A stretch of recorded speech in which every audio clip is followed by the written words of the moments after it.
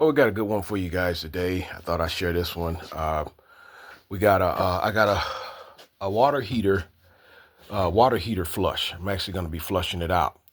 This is kind of really a necessity for overall maintenance. I tell anybody if you got a home, if you just maintain your home, you maintain your heater, your water heater, this is one you need. You say, well, why would you need to do that if it's running? Well, there's a lot of reasons. Most of the times with most water heaters, um, over a period of time, and I put in about three water heaters, three or so water heaters. So I could probably get me a business logo or LLC, and I could come out really good because I know how to do it.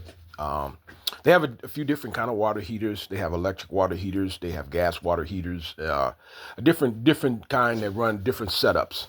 Mine is a gas water heater. Right. So what I'll do now, just kind of take you through a before, and then give you after of basically what it takes to maintain. Say, well, good video, E-Dub Rider. Oh, sure it is. All my videos are high impact.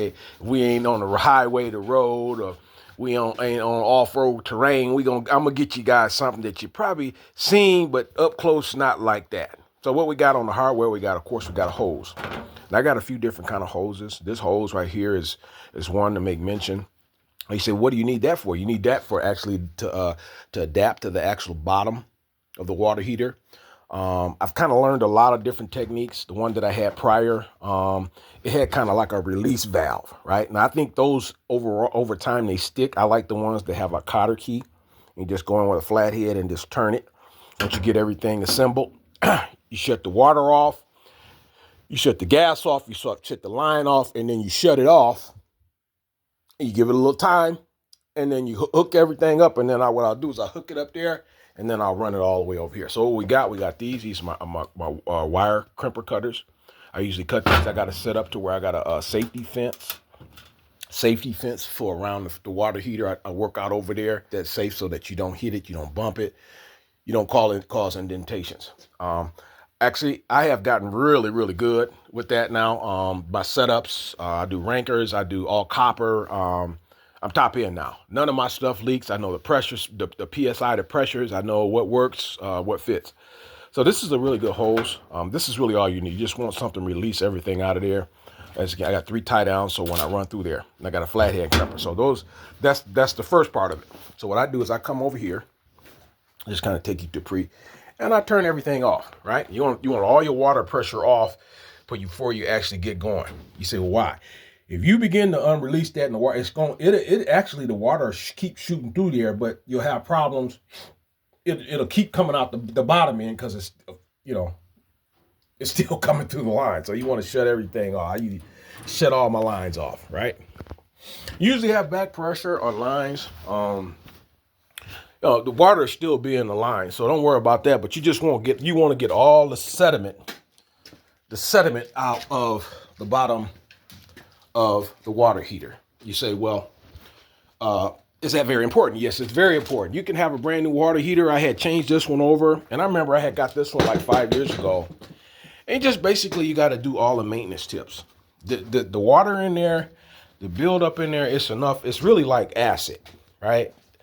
And if you really think about like how the concept of acid, how that functions, how that works, you get it on something and it's just pretty basically, it's just eating right through it.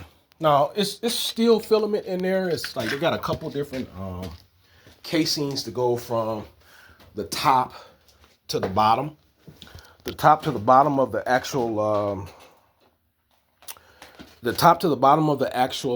water heater itself. But like I say again, what you want to do is you want to make sure you get that out of there, right? Like I do once a year, and that's generally enough. I'm really, really good at this now.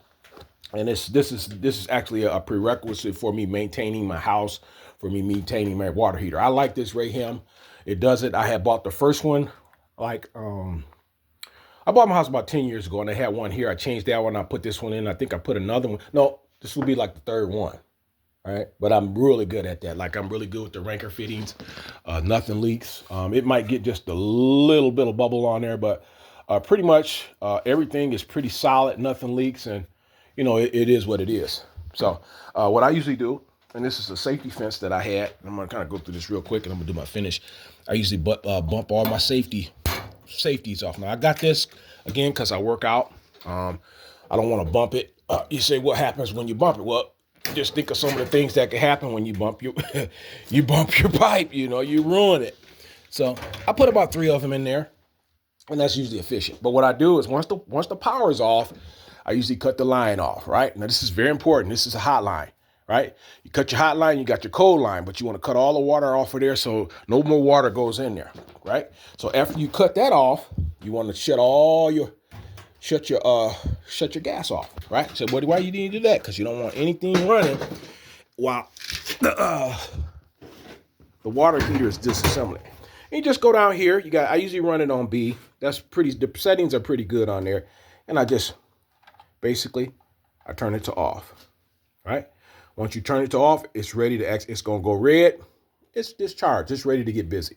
So the other one that I had is not that bad. But this one, like I said, this one's a better one. I had all my appliances, my stoves. I usually get, I just usually get, I get warranties on my things so that when I rechange them, I change them over. Maybe if it's a problem, like my house, I'm able to actually replace it. That's always been like a thing with me, a prerequisite for actually making sure that I'm not caught stuck in a bind. Right. Well, this one right here, it has a cotter key. Right. And I really like these. These are a lot better, because they work as so. The other one had like it was like a turn off valve. Same kind of function, a Ranker type of fitting, but within the Ranker fitting, basically what happened was it's got a little thing on there with a pressure valve. It just spent itself out, and it didn't allow the open close to come through. So these are a lot more efficient because, of course, again, they're made out of steel. So what we'll do now is we'll get this one connected, and you got to connect this line. So I got kind of go over my setup. I got the hot water line shut off. I got the gas line shut off. We turned off the actual pilot on this one. And then we got all the pressure. So it's nothing's going through there. It's ready to get down. So what I do from there, this is important because this is the assembly of everything. You want all this to made up so when you let everything out. So now once I get everything down real tight, you want it down tight, you want to run the line. I run my line so everything's detangled.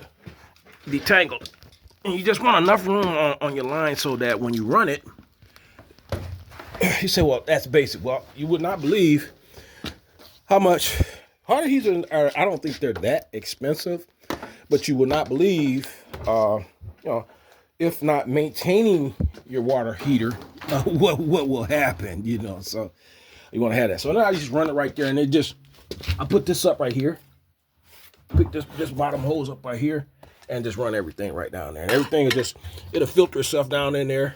And then I usually just clean all the sediment. And all it is hot water. I usually clean out the back pipe, the back filler. And that's all it takes. So we're almost there. Now all I do, make sure I don't have any kinks in my lines. Kinks in my flows. Everything is tight and torqued. And then I just begin to release the water. I take everything is running good there. Take my cotter key and just release all the water. Here we go. Just like that. And you just open it up. It's got a stop for it, and just let all the water come out of there. It take a little bit, and that's it. So that's a pre. We'll let everything drain and just flush out of there. I clean up the top, get all the debris off, clean it up really good. Brush off all the hard stuff, and then we'll be done. Signing out. This is a pre-video. So now I'll do another quick with that. So once you get all the hose running, you want to push this valve up. This is the release valve for all the pressure. It tells everything to suck down toward the bottom.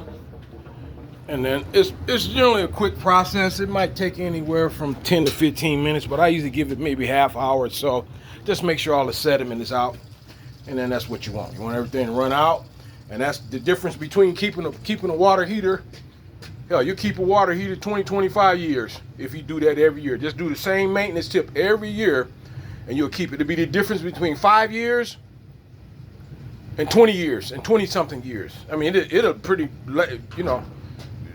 last a good, long time if you do those maintenance tips. And there's just a few things you got to do to maintain and clean it. So this is the front video. And that's pretty much it. I'm gonna clog it. Once everything drains out, the water pressure goes out really good. get everything flushed out. I'm gonna clean it out really good. I usually go over all my pipes, my fittings, torque anything down if it needs a little torquing. And then we got another setup. That setup will be done. So signing out. Releasing of the water in my water heater. Signing out. So now we got the reverse process. We loading everything back up. We usually close this valve. This valve is up. We close that valve. We shut the valve stem over there. I'm gonna cap that. I gotta get a few more materials from the hardware store, appliance store. Cap that off.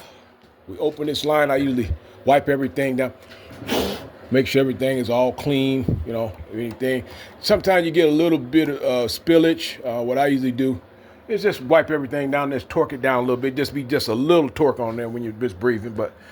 And then it takes about anywhere from 10 to 20 minutes, about 20 minutes or so. But once it tops off that sound, it'll keep running, and then it'll just stop. So once after that, I light the gas, and then I go back to the pilot, give it a little time, light everything back up, then it's ready to rock again. So finished video of this one. I'll just give a little light video once I light it back up, signing out. Just like that, we finished the install. We lighted the furnace. This was kind of something. I like this furnace because it, it kind of does that. So then you look down inside it. Inside of there, you see how it's burning. Everything's lit up. So that's the process. As I said again, and for any of you home buyers or homeowners, I cannot emphasize the importance of a regular maintenance. Flushing out your water heater every year annually. It is very important for the life of it. And like I said again, you just got to do a few things to actually do this, to actually remedy the process and keep everything going. It's almost like your heater. I do a lot with my heaters when I got the materials and things that go as such. But like changing filters out, you got to do stuff. Just do stuff regularly so that everything's together. After I do that, I usually take a towel, and I'm real picky about all my little things, from my furnaces to everything, and I just wipe everything down to where it's all safe and sound. It's perfect.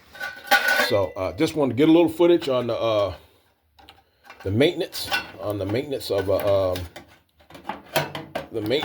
of my water heater, draining it and then filling it. So once I get that done, I set the pilot, and then I usually kick it to. I usually run mine around about 2, right? And you'll see everything kick in, everything loads in, and it's ready to rock again. Signing out.